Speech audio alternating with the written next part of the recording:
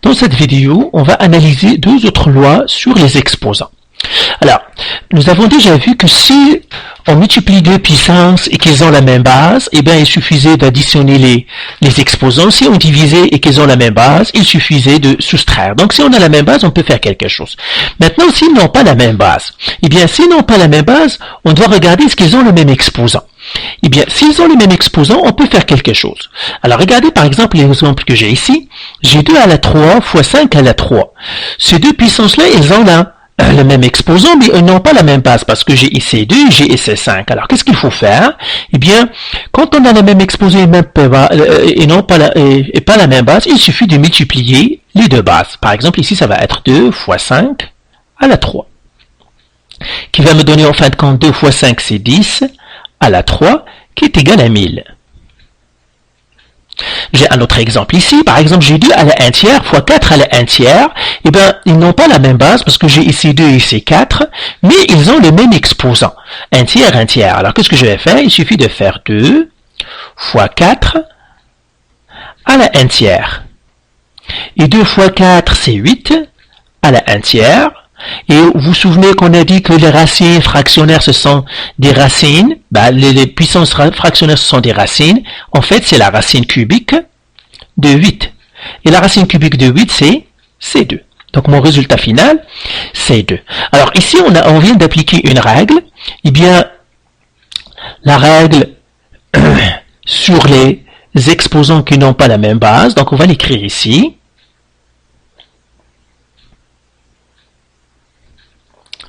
On va l'écrire ici. Donc, si j'ai A à la M fois B à la M, ça veut dire j'ai les mêmes exposants mais pas la même base, eh bien, en fait, c'est A à la fois B, le tout à la M. Donc, c'est ça la nouvelle règle qu'on vient d'étudier. Alors, la dernière règle qu'on va étudier, c'est quand on divise.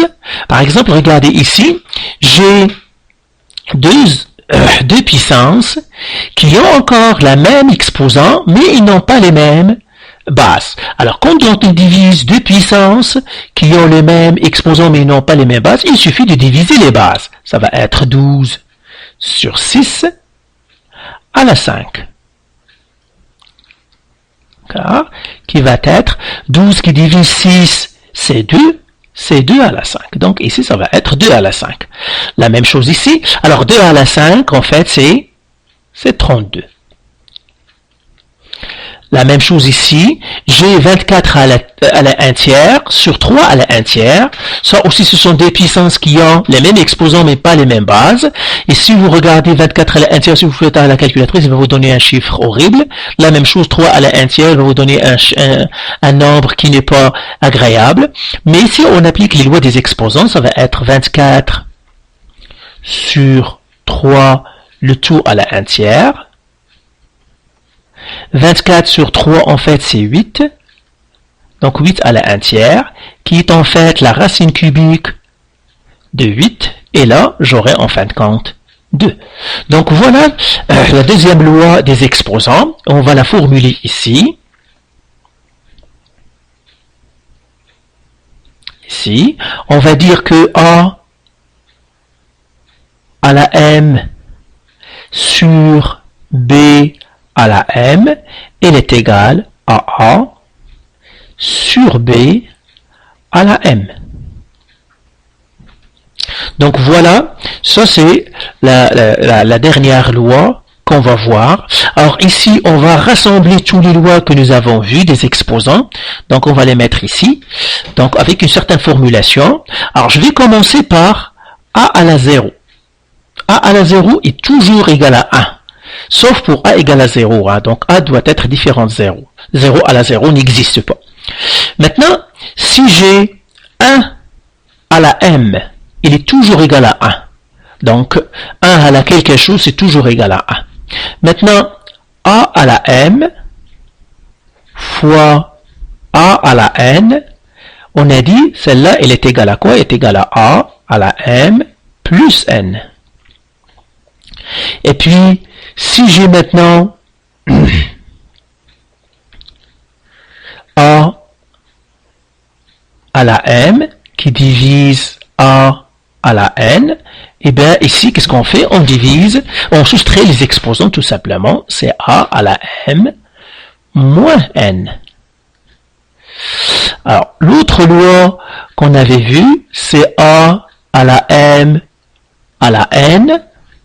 On a dit ça, c'est a à la m fois n. Alors, les deux autres qu'on vient de voir, c'est a à la m fois b à la m. Celle-là est toujours égale à a à la m. Pardon, c'est a fois b.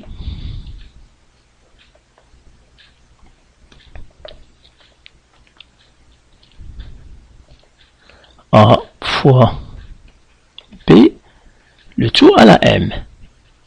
Et puis, a à la m sur b à la m, c'est encore la même chose que a sur b à la m. Dernière chose, c'est ce qu'on appelle les racines fractionnaires. Si j'ai a à la m sur n, et bien celle-là, c'est la racine énième de a à la m. Et si j'ai a à la moins m, on a dit tout simplement, il suffit d'écrire c'est 1 sur a à la m. Pourquoi? Parce qu'il suffit d'écrire le a comme une fraction et ça va nous donner 1 sur a à la m. Donc voilà le formulaire pour les lois des exposants. Faites les exercices qui sont sur le site et si vous avez encore de la misère ou vous avez des questions, vous pouvez toujours nous contacter. Allez.